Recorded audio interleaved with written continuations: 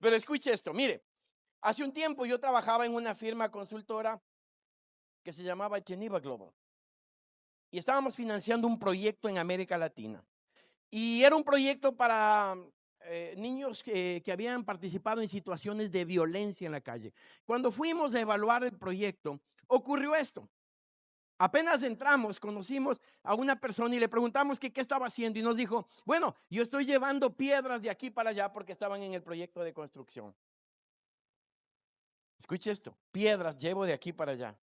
Luego fuimos donde otra persona y nos dijo, bueno, yo lo que estoy haciendo es estoy construyendo esta pared de aquí para allá y nos habló y los dos como que se quejaban un poco del gran trabajo. Finalmente vimos a un hombre que venía muy contento con una carretilla y le pregunté, ¿y cuál era su función allí? ¿Sabe lo que él me dijo? Estamos construyendo un centro de rehabilitación para niños de la calle para que conozcan a Cristo en este lugar. ¿Cuál era la diferencia entre estas tres personas? El uno estaba cargando piedras. El otro dijo, estoy construyendo una pared, pero el otro dijo, estoy construyendo un centro de rehabilitación para niños de la calle y que conozcan a Cristo en este proyecto. ¿Sabe cuál es la diferencia? Uno de ellos conocía el propósito y trabajaba en base al propósito. El otro solo se dedicaba a hacer actividades. Hermano, cuando tú me preguntas como pastor, nosotros estamos trabajando aquí liderazgo y grupos de crecimiento. Cuando tú me preguntas por qué la gente no tiene compromiso, ¿por qué no están participando? ¿Por qué la gente no se une al proyecto que estamos haciendo? ¿Qué está pasando con mis grupos de desarrollo? ¿Qué está pasando? Mi iglesia no ha crecido desde hace tiempo. ¿Sabes cuál es uno de los problemas? No conocen la visión, el propósito y no están claros en cuál es su función y su propósito delante de Dios. Y ese es un tema, hermano. Yo no te voy a decir teológico, de que la gente no conoce de Dios, de que a lo mejor las personas no están conscientes de su responsabilidad ante Dios. ¿Sabes cuál es un problema? Es un problema administrativo y de liderazgo. Puede ser que tú como pastor, puede ser que tú como pastor no les has hablado de la visión. ¿Y sabes por qué puede ser eso? Porque a lo mejor tú no tienes la visión para esto. Y de eso es que quiero hablarte el día de hoy. Por eso es que el tema que yo quiero tocar el día de hoy es pensamiento estratégico y gestión eclesial. Yo me voy a bajar aquí para que podamos conversar. Mire, pensamiento estratégico. Todos, mire, no todos los líderes son estrategas, pero sí todos los estrategas son líderes. O sea que como pastor yo te estoy hablando, tú tienes que tener un pensamiento estratégico. Si el pastor, si el líder, incluso como padre de familia, si tú como padre de familia no eres un estratega, te pregunto, ¿tienes la visión de qué tipo de hijos vas a lanzar a este mundo? ¿Cuál es la visión como padre? ¿Cuál es tu visión como pastor? Si yo te pregunto, ¿cuál es la visión como pastor? Y tú me dices, a ver, déjeme ver, ya, en ese momento yo te puedo decir, no tienes visión. Y Proverbios 29:18 me dice, sin visión, el pueblo perece. Sin visión. Entonces la pregunta es, ¿tienes visión? Si yo te digo, ¿a dónde vas? Te voy a decir algo más. Nosotros hicimos una consultoría para el gobierno de Paraguay en el Plan Paraguay hace varios años atrás. Y nos reunimos con el equipo de ministros y les dijimos, habían como 10 ministros y les dijimos que escriban en un papel cuáles eran los objetivos o el objetivo fundamental nacional. Te voy a decir con tristeza, los 10 dijeron 10 cosas diferentes. Ahí es donde tú te das cuenta que hay un problema serio. Si yo me siento con tu equipo de consejeros o con tu equipo de trabajo y yo les digo, escríbame en el objetivo fundamental, la visión que tienen ustedes. Si todos escriben cosas diferentes, algo no estás haciendo bien. ¿Sí me entiende lo que le estoy diciendo? Si todos escriben cosas diferentes, si todos hablan un lenguaje diferente, algo no estás haciendo bien. Por eso es que debemos de empezar a pensar hoy, ¿cuál es? ¿Cuál es mi pensamiento estratégico? ¿Cómo debo pensar yo como pastor? Dios te trajo aquí a este campamento para decirte, necesitas decodificar la visión. Necesitas saber cuál es la visión que yo tengo para este lugar, para esta iglesia, para este grupo que yo te encargué. Si tú no tienes claridad de visión, hermano, honestamente, si tú no tienes claridad de visión, nadie lo va a tener. Porque el aceite desciende, ¿verdad? Dice la Biblia. Por el sacerdote, por las barbas, va hasta sus vestiduras. Pero si el aceite no existe, si la visión no existe, hoy Dios te está hablando. Visión, necesitas la visión. Dice la palabra de Dios en el libro de Habacuc. Escribe la visión. Mira, escribe la visión y declárala en tablas. ¿Has escrito la visión? Y no te hablo de esa visión que a veces toma media página, 2 páginas. No, yo te hablo de una visión que todo el mundo sepa hacia dónde estamos yendo. En tu profesión, en tu negocio, en la iglesia, en tu familia. ¿Has escrito? Una vez yo fui a hacer una consultoría en una iglesia grande. Y yo le dije al pastor que estaba ahí, habíamos hablado de varias cosas. Y le dije, mira, ustedes tienen objetivos, muéstrame los objetivos para partir de allí. Primero dijeron, busquen por ahí, teníamos un plan, no me acuerdo en dónde estaba.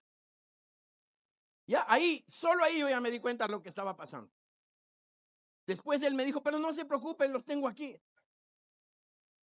Y la gente le dije, ¿y la gente sabe de esto? Bueno, yo les voy a hablar. No, cuando tú no escribes los objetivos, ¿sabes en administración cómo se llama eso? Intención. Cuando tú no escribes, eso se llama intención. Cuando tú escribes, se llama objetivo. Pero si tú no escribes y la gente no sabe y te tienen que adivinar, eso son intenciones buenas.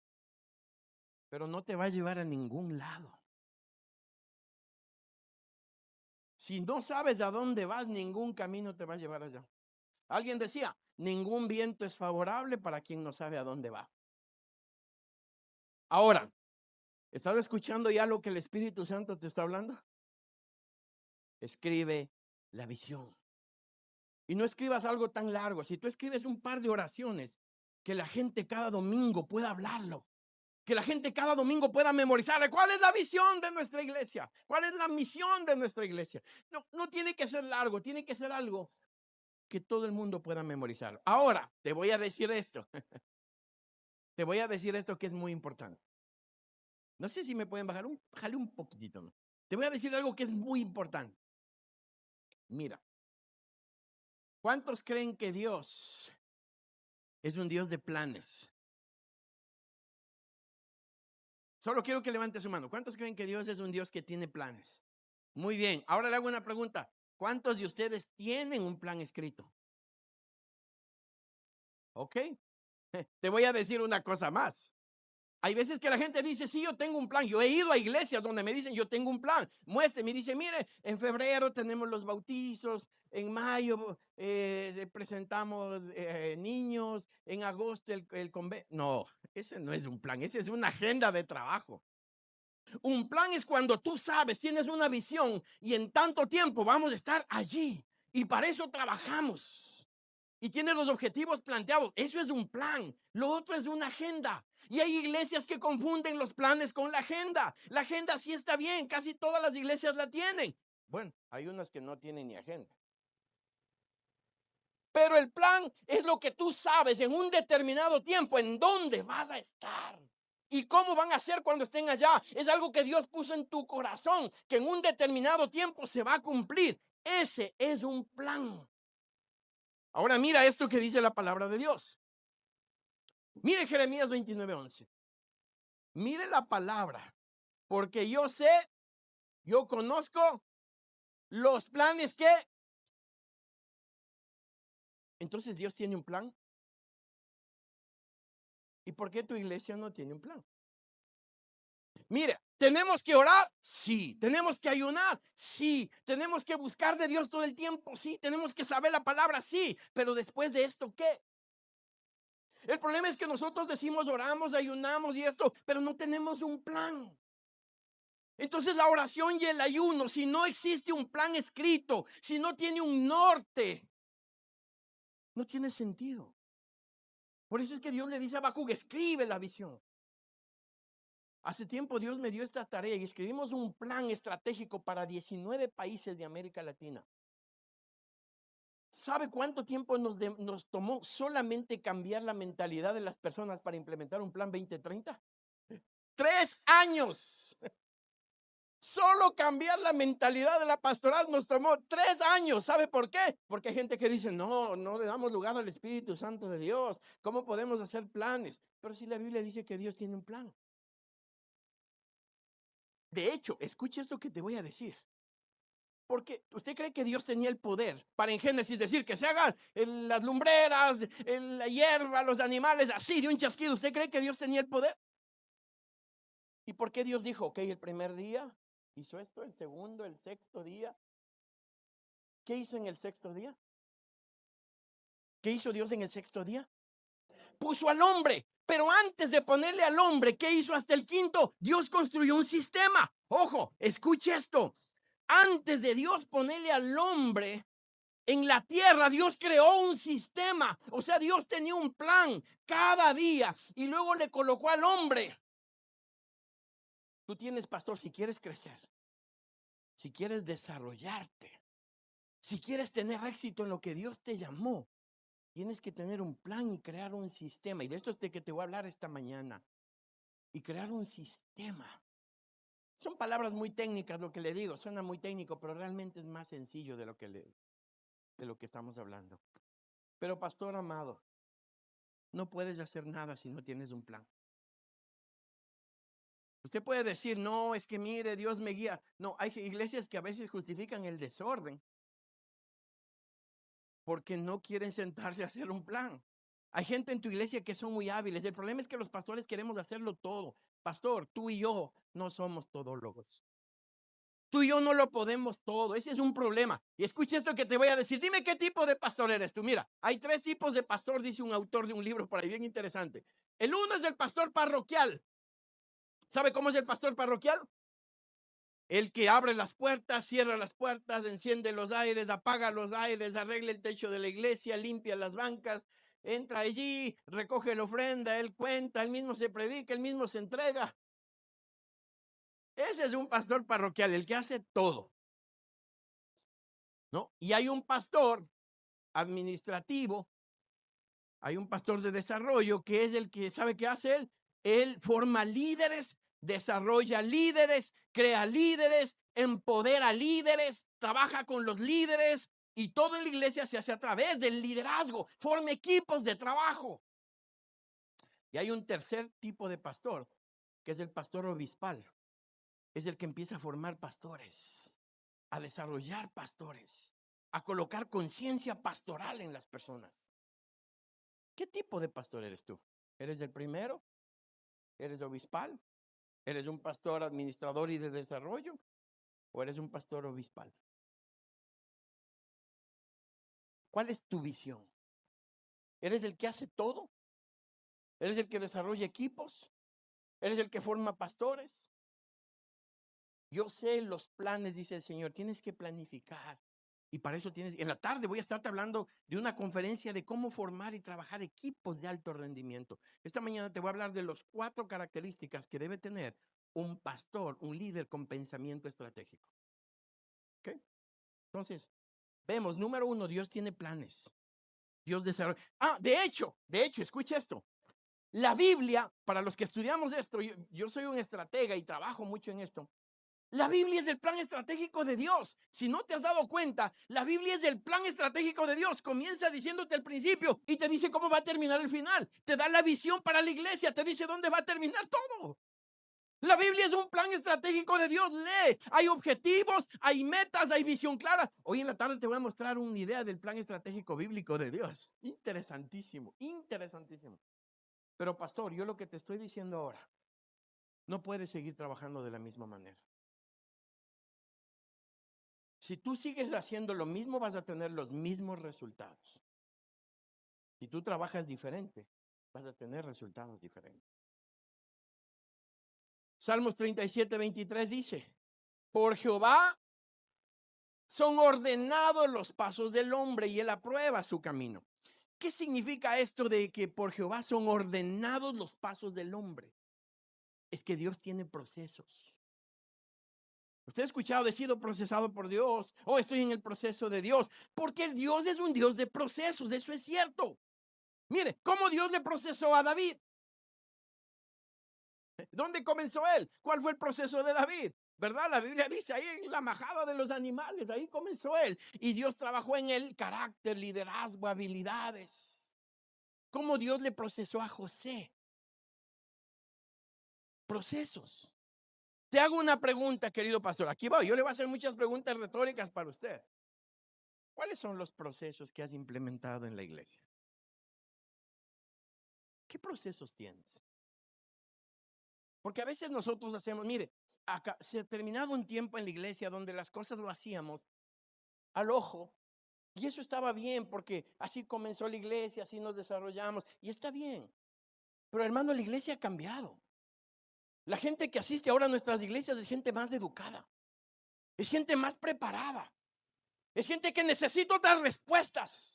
Es gente que tiene otra forma de pensar. Y si los pastores no pensamos diferente, no vamos a poder pastorear a la nueva generación.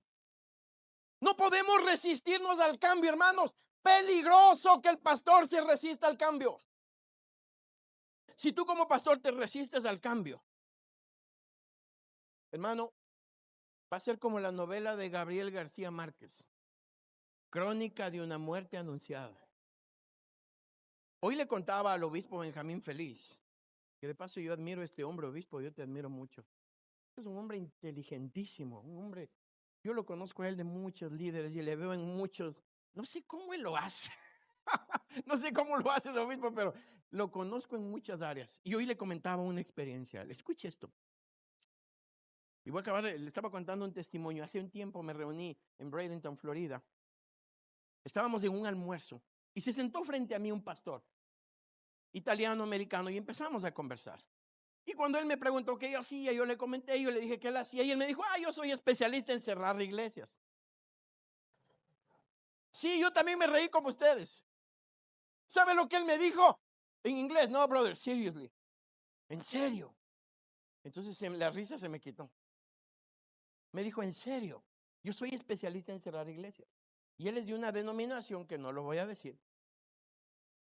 Pero él me dice, a mí me envían a cerrar iglesias. Yo tengo 3 años para cerrar iglesias. Esta es una iglesia donde estábamos, una iglesia enorme. Dijo, esta iglesia vale poco más de $3,500,000.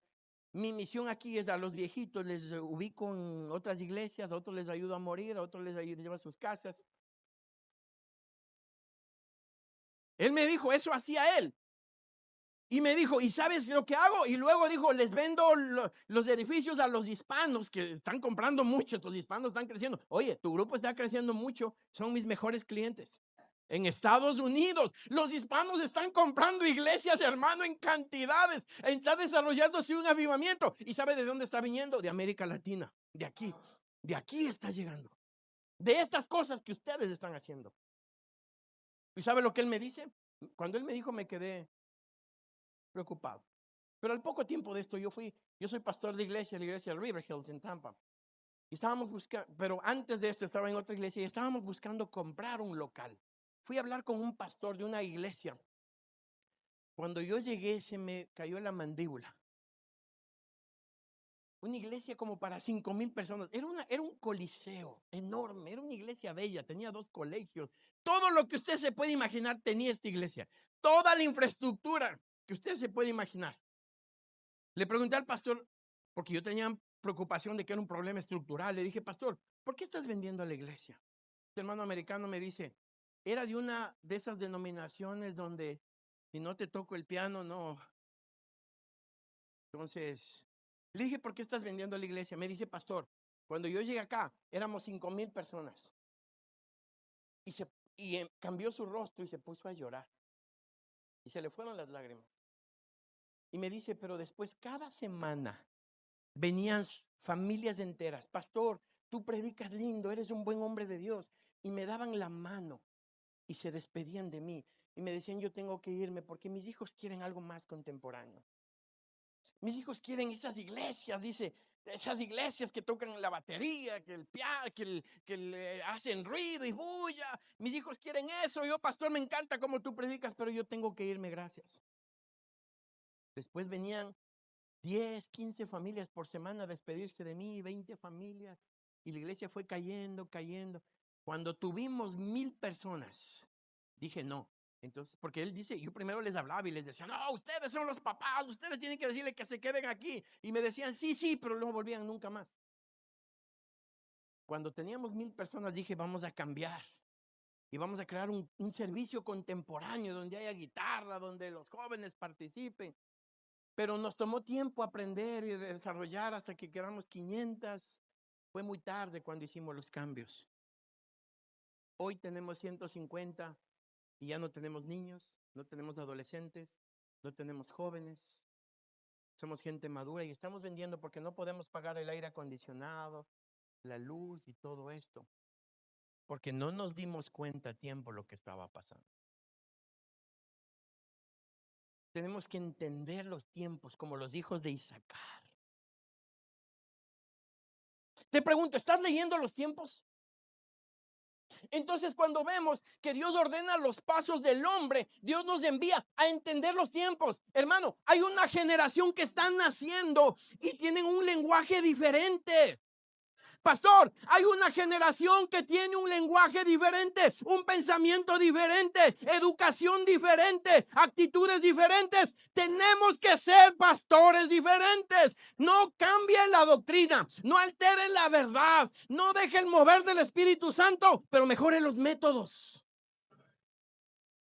Hay gente que confunde, no, es que eso son novelerías. No, hermano. Usted mantenga la sana doctrina, predique la palabra correctamente, pero cambie el método, cambie los acercamientos. Tenemos que adaptarnos. Si tú te niegas a adaptar, hermano, va a pasarte como el pastor de esta ciudad. Tarde o temprano vas a terminar diciendo, el que se quede al último que apague las luces y cierre la puerta. Sí. Y no te preocupes que tú no tienes que hacerlo todo. A veces hemos crecido en un tiempo de que si el pastor no lo hace, este pastor es un ocioso.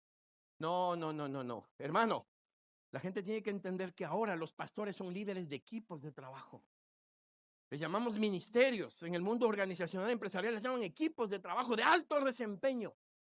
La iglesia es la entidad con mayor voluntarios a nivel mundial comprometidos y nosotros no hemos sabido aprovechar eso. Entonces, mire, no sé si ha escuchado usted de Edward Deming. Este hombre es conocido como el padre de los procesos en el mundo, de la administración de procesos. Él dice esto: si no puedes describir lo que haces como un proceso, entonces no sabes lo que estás haciendo. Te explico. Hay veces que en la iglesia nosotros hacemos ok, ¿qué haremos este año? Mándate un concierto en septiembre. Ponle un retiro de hombres en agosto. Colócale un evento de niños en junio. Esos son eventos. Hay iglesias que funcionan en base a eventos. Esas iglesias son peligrosas porque solo son activistas.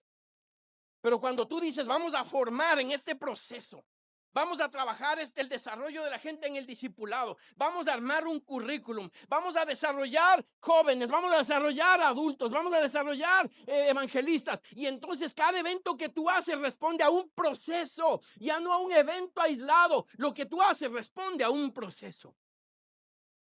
Entonces yo te pregunto, ¿tus eventos en la iglesia son eventos o son componentes de un proceso de lo que tú estás desarrollando, trabajando? No desperdicie los recursos de la gente, del tiempo.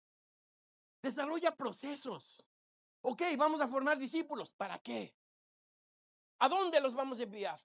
¿Cómo los vamos a enviar? Vamos a hacer grupos pequeños. Ok, desarrolla el plan para trabajar en grupos pequeños. Construye un sistema.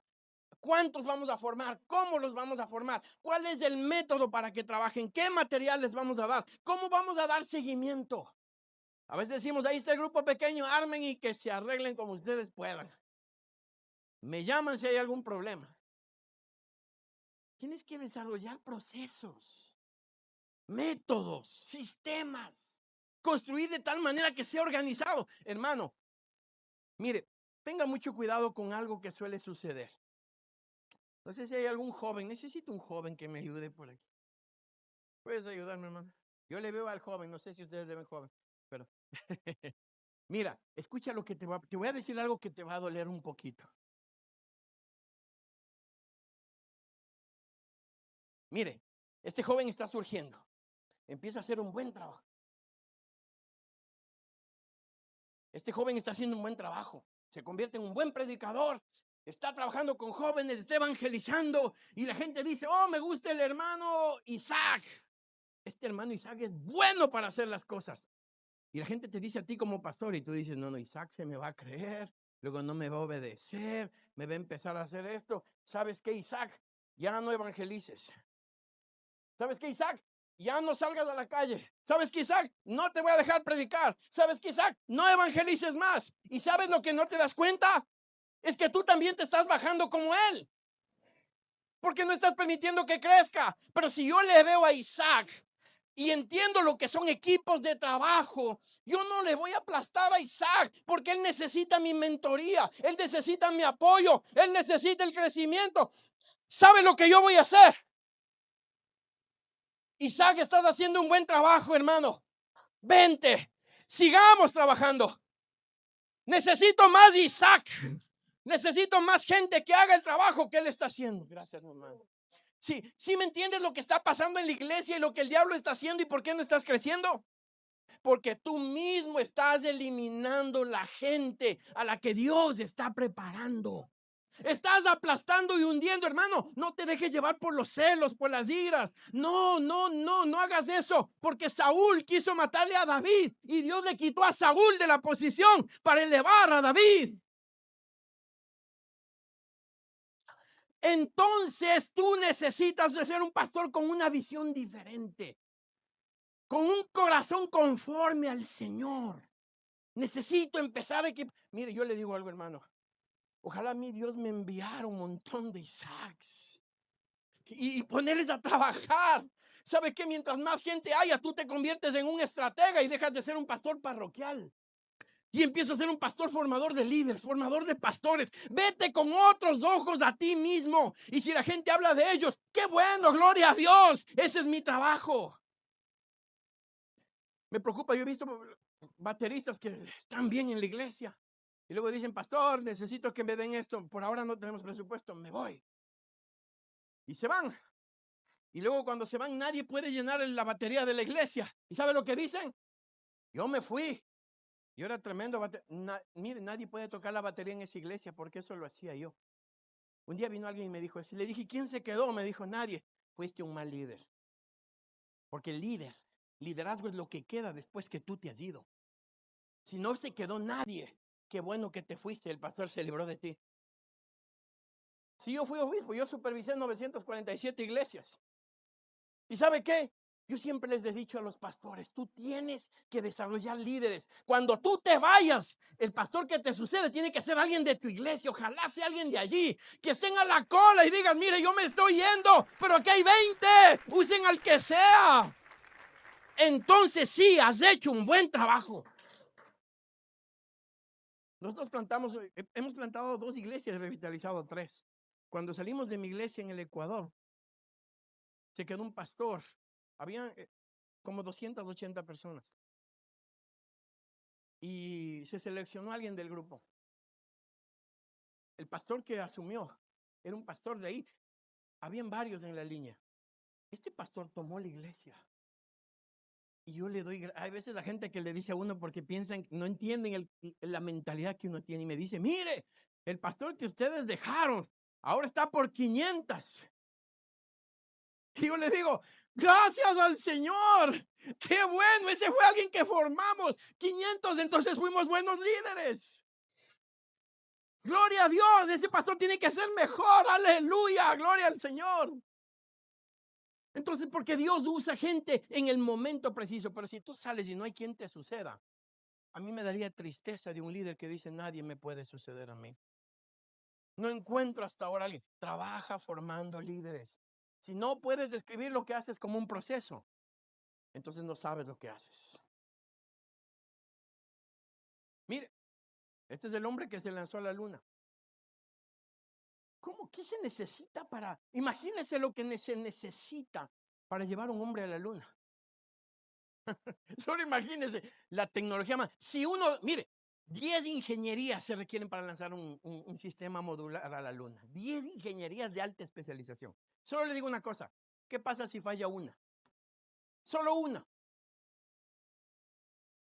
Se mueren. Entonces esta gente tiene que ser bien precisa con lo que hace. Este es un ejemplo de lo que nosotros debemos pensar como iglesia. Mire cómo era antes de enviar a la cabina del Apolo 11 en julio de 1969. Le hago una pregunta, ¿qué pasa si le ponen a usted frente a esta cabina? Hermano, 10 ingenierías de alto nivel. Mire el año. Oh, ojo, quiero que mire el año. Los astronautas del 69 tenían que manejarse en esta cabina. ¿Qué pasa si la NASA se negaba a cambiar? No hubiesen llegado a donde están. Mire cómo es ahora la cabina del Space Dragon. A ver, yo te pregunto, ¿tu iglesia es así o tu iglesia es así?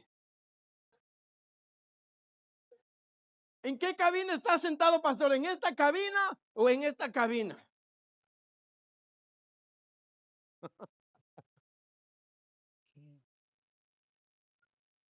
Hermano, hay que cambiar, los tiempos han cambiado, la gente ha cambiado, el ambiente ha cambiado. Tú, pastor, tienes que estar permanentemente renovando tu pensamiento, tu conocimiento, asimilando. Yo espero que esta conferencia tú la escuches con humildad, hermano. No porque uno sea perfecto, no, estamos lejos de eso, pero siempre tenemos algo que aprender. El que dice que no tiene algo que aprender, ese es el más retrasado de todos. Porque el que dice no, ay, esto está bueno, es porque tú tienes sed de conocer. Mire, te voy a poner un ejemplo. ¿Ha visto usted cómo están los árboles cargados de fruto? Están llenos de mangos, ¿verdad? ¿Cómo están los árboles que no tienen fruto?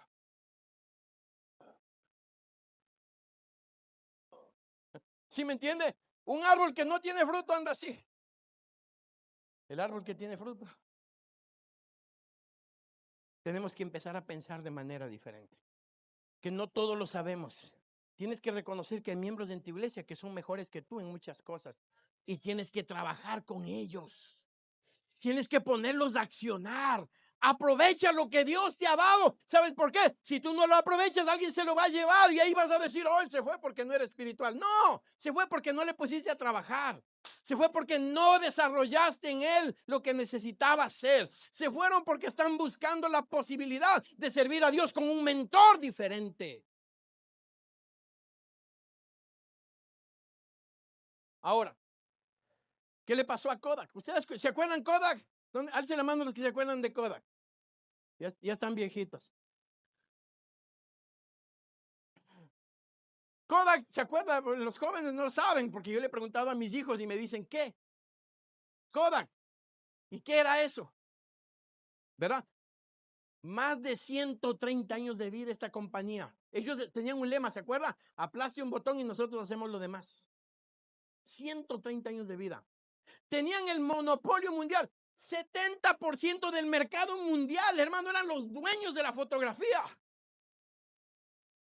Estaba posicionado entre las 18 empresas más grandes del mundo. Mire, la segunda mitad de los 90 empieza a demostrar poca efectividad en sus estrategias. Estaba acosada por sus competidores Fuji. No anticipaba, mire, no anticipaba las tendencias del mercado. ¿Cuáles eran las tendencias del mercado? La cámara digital. Pero hay una paradoja que le voy a decir más adelante.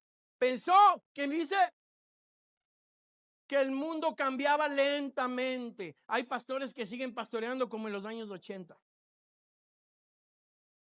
Hay pastores que siguen haciendo la misma estrategia de los años 70, 60, 90.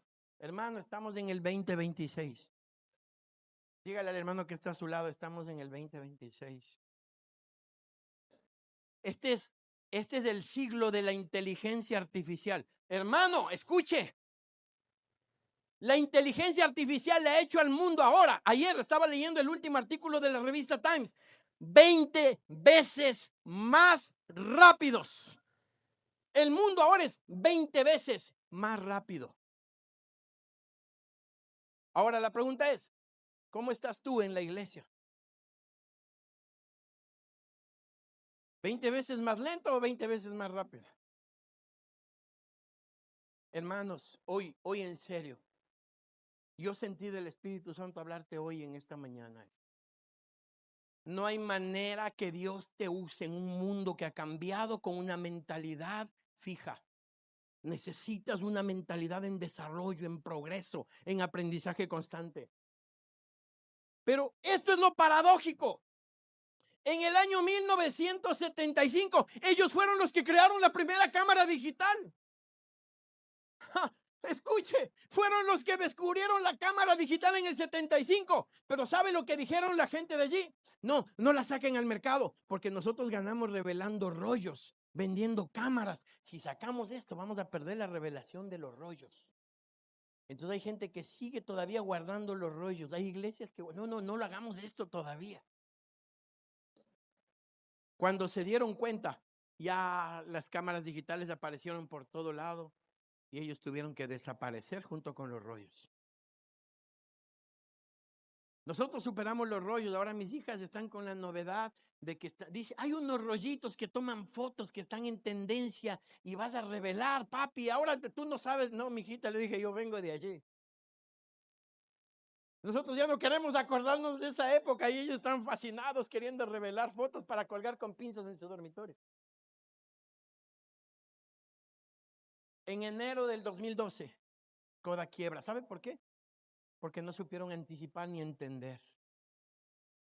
Te pregunto, ¿estás entendiendo que estamos en otro mundo? Como los hijos de Isaacar, tenemos que discernir los tiempos. Pero entonces, ¿qué debemos hacer? Porque la pregunta es ahora sí, ya está el diagnóstico. ¿Qué hago? Pastor, ¿qué hacemos? Sí, entendí. Ya. Mire, la visión sin acción, solo un sueño.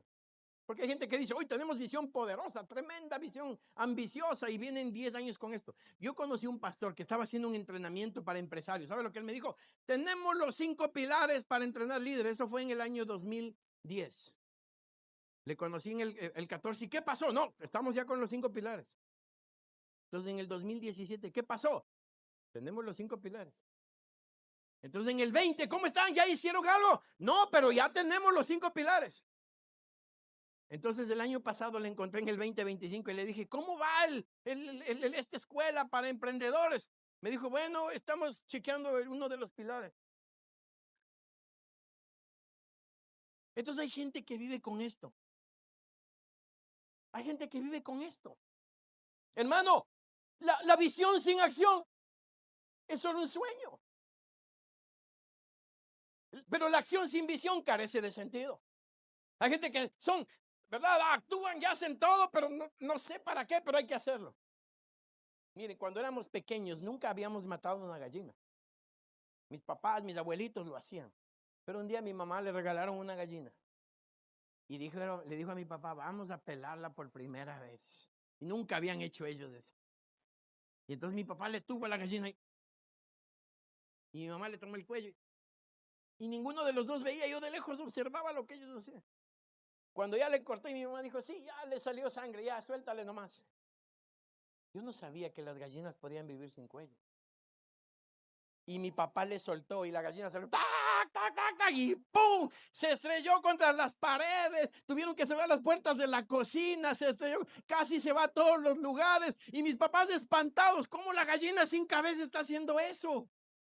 Y yo era llorando en una esquina ahí, espantado, agárrenle. Así hay iglesias sin cabeza, hermano. Se estrellan contra todo, hacen de todo, no saben ni para qué hacen esto, pero lo hacen porque hay que estar activos. Tenga cuidado con las iglesias sin cabeza. Entonces, carece de sentido una visión sin acción. Pero mire, la visión en la práctica es transformadora. Es transformadora. Adaptarse manteniendo, mire, esto es lo que yo le digo, adaptarse manteniendo intacto el propósito inicial es crucial. Iglesia, tienes que adaptarte. Pastores, tenemos que adaptarnos. Mire, tenemos que aprender a manejar la tecnología. Tenemos que mire lo que pasó en la pandemia. ¿Sabe lo que Dios hizo en la pandemia? Antes de la pandemia nosotros hacíamos transmisiones de Facebook Live. Y habían hermanos que nos decían, ustedes están ocupados en eso. No, nosotros estamos en los mercados y en las plazas, lo cual era bueno. Pero cuando vino la pandemia, el que es y el que no tuvo que entrar en el mundo digital porque si no se perdía. Dios nos obligó a meternos en las redes sociales, como cuando la televisión era la cajita del diablo, ¿se acuerdan?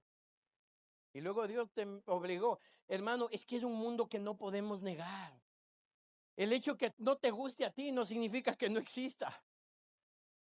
Si no te gusta, igual existe, igual está influenciando jóvenes, está asesinando jóvenes, está destrozando la humanidad. La iglesia tiene que dar respuesta. El pastor tiene que estar atento para dar respuesta a un mundo diferente.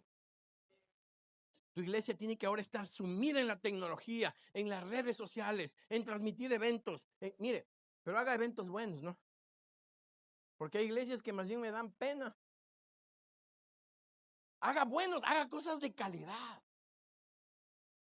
Tiene que desarrollarse, mi hermano.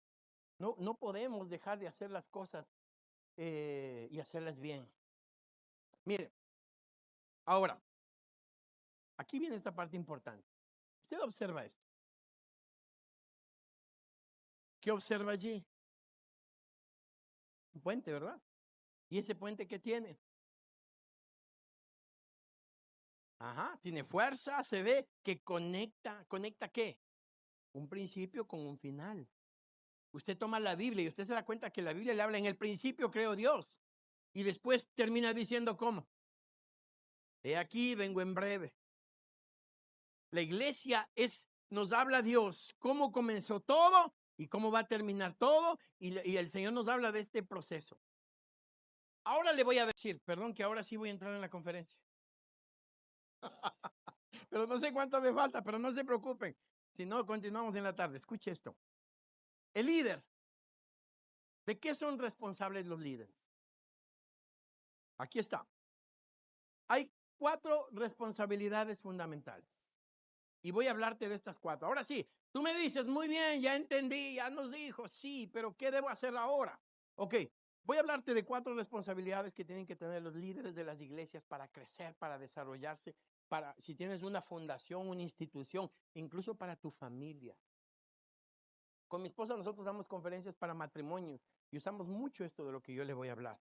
Mire, número 1, responsabilidad número 1. Dirección.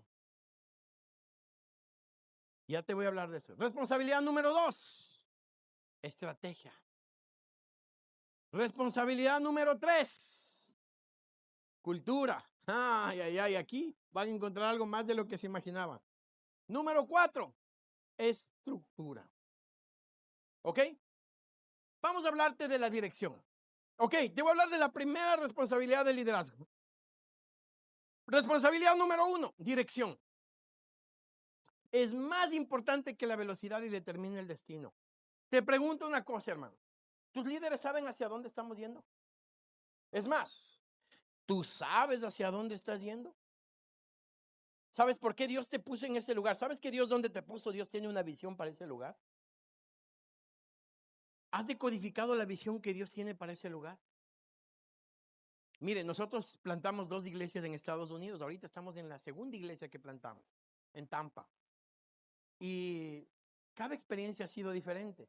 Yo sé que aquí en América Latina es diferente, pero te voy a decir lo que pasa allá. Sí, porque yo sé que es diferente aquí. Cuando plantamos la iglesia, un hermano nos dijo, pastor, vamos a los malls, parémonos en los malls, vámonos a los lugares. Bueno, nos habló de lugares para ir a entregar afiches, panfletos y para que la gente venga a la iglesia. Hicimos un evento.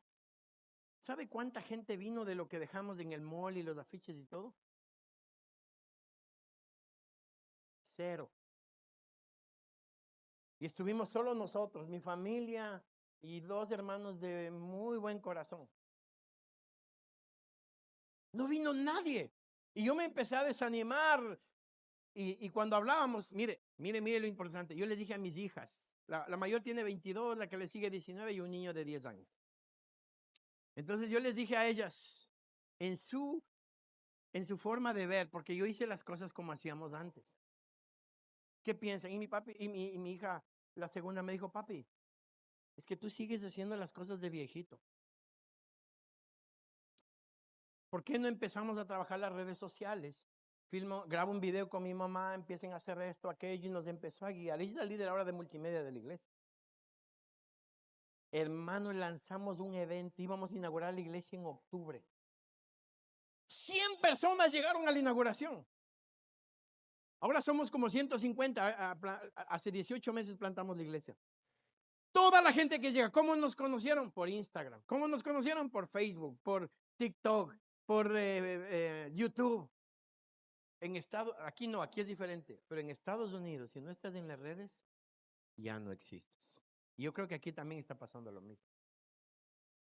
¿Estás discerniendo, pastor, lo que te estoy diciendo?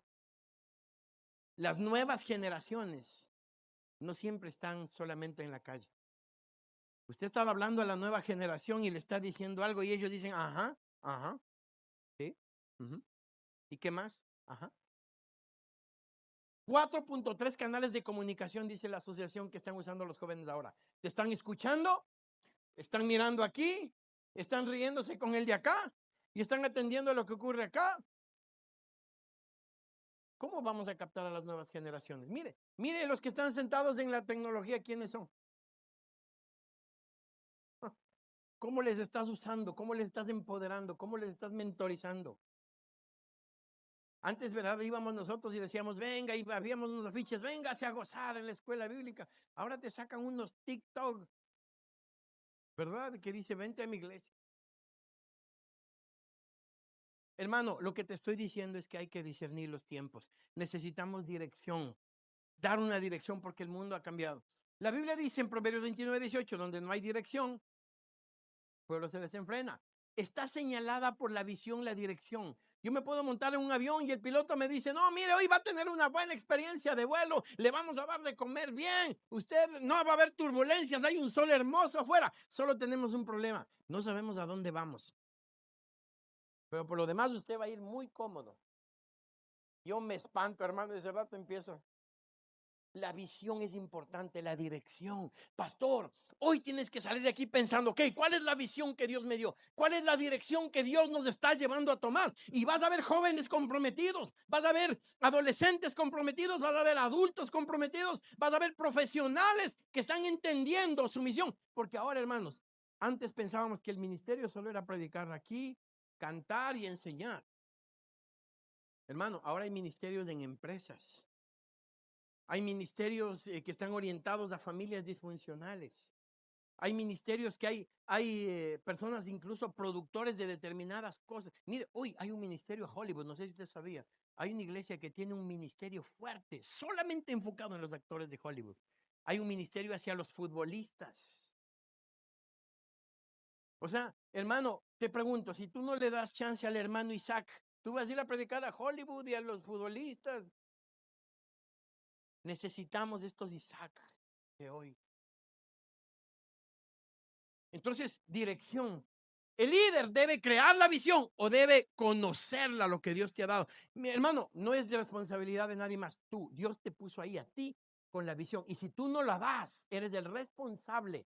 Escúchame, eres el responsable de que tu gente conozca la visión y que estén caminando con claridad.